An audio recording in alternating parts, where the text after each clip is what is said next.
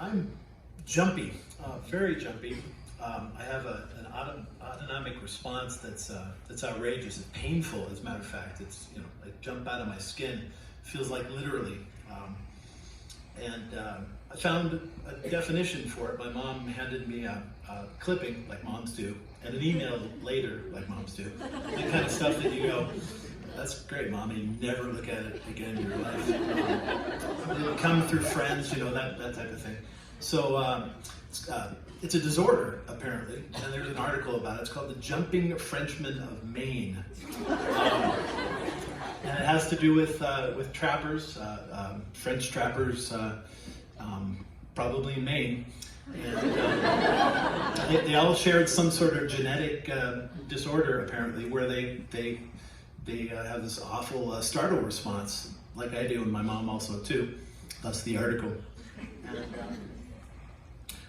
it's awful. The response involves kind of a violent response. A lot of karate moves, so a lot of martial arts I never studied.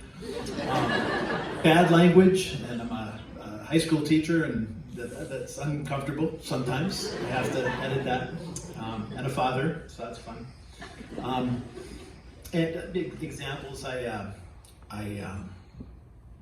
went to a haunted house with my daughter. It was in high school, she couldn't find anybody to go, so I said, oh, sure. And I love haunted houses as a concept, but I get in there and of course I got this jumpy response. And I got in there and I was terrified. I remember being in line just going, I can't do this. And so I got in there, and it was before they had you sign the waiver if they wanted to touch you, so they could touch you. And they could reach up through the floor and they could surprise you and push you and all kinds of really awful things. So I was terrified. My daughter has no fear whatsoever. So what I ended up doing is grabbing her waist and using her like a human shield. And, all those jump scares came at me and everything, but I had my daughter there to take care of me. Of course, after a while, the haunted house staff figured out what was going on, and they started to attack me from behind and make horrible fun of me. Look at the dad with his daughter. Also, my first year of marriage, as we were getting used to each other, yeah, you kind of know where this one's going. We're in one of those first houses that you get small and kind of dingy and well lived in, and I was coming down the hall one time. The hall meant, that big in a closet. And my wife came out of the other hall, but behind me, whatever that means, behind me, and I could sense her presence, and I heard her footsteps and everything, and I got to the bedroom. It was like 3 steps.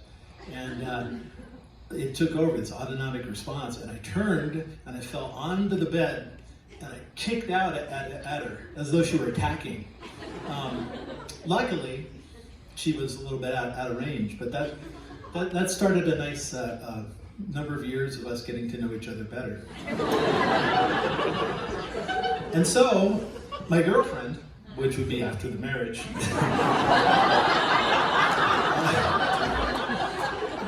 the second one.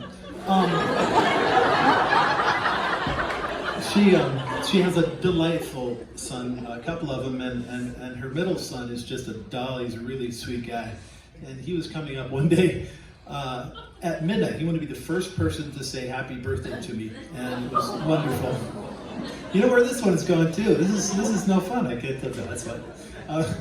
And it was dark. There's no light. And he came up, sure enough, and he said, "Happy birthday, Dan!" He touched my shoulder, and without thinking, this is autonomic. It's not even me. My fist went like that. And luckily, again, he was out of range. Though he still tells it as though I got him on the shoulder somehow, but I like my version better. And then I'm thinking of another one where, the big one is a haunted house. I was with 6 or 7 girls from my college girls' dorm, and I kind of hung out with them. This is before the wives and the girlfriend. We all went in a big cart to the haunted house, and it was not far away. It was at just across the front from the stock show. It was a big abandoned warehouse, and I think they They still have one there occasionally, maybe this year too, but it was a wonderfully abandoned big machine shop of some kind. It was giant. And we went in this place. It was dark and horrible and smelled like machine oil and dust and all kinds of things. And inside they built little rooms, the twisty room and the spongy room and all that kind of stuff. And the girls made a mistake of thinking that I'm manly stereotype tough guy instead of Jumping Frenchman. So they put me out front. We got to this last room and it was pitch black and they had us stand there for a while and the girls got nuts. I was shivering more than they were. And but they put me up front, like, phalanx, and I was at the tip of the spear. And it was all dark, and at the end, suddenly there was a light. It was a strobe light, and there was a guy who was just standing there. And just like the film Get Out, he started running straight for us. And he had a cape, and he was very menacing looking. He had makeup. He's coming at us like this, and the girls were like grabbing my arms and pushing me and stuff. And the autonomic response kicked in again. I started running right at him. And I couldn't help it. And the guy's coming at me, I'm coming at him, and I dropped my shoulder and I decked him. I didn't know what I was doing. He hit the wall, slid down on the floor, and I turned, and by then the rational mind's kicking in. I said, dude, I'm so sorry about that. Let me help you out. And he slapped away my hand like an NFL player. And he just looked up and broke character and said, "You asshole!" And so that's I am still to this day. And just be careful is all I can say, and close this up on my way back. Absolutely, don't startle me. Because I can't.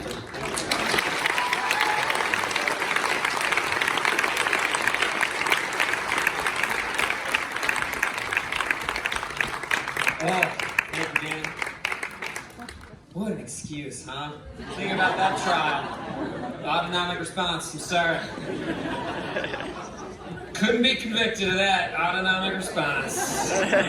Our next storyteller is going to be Paul Mari.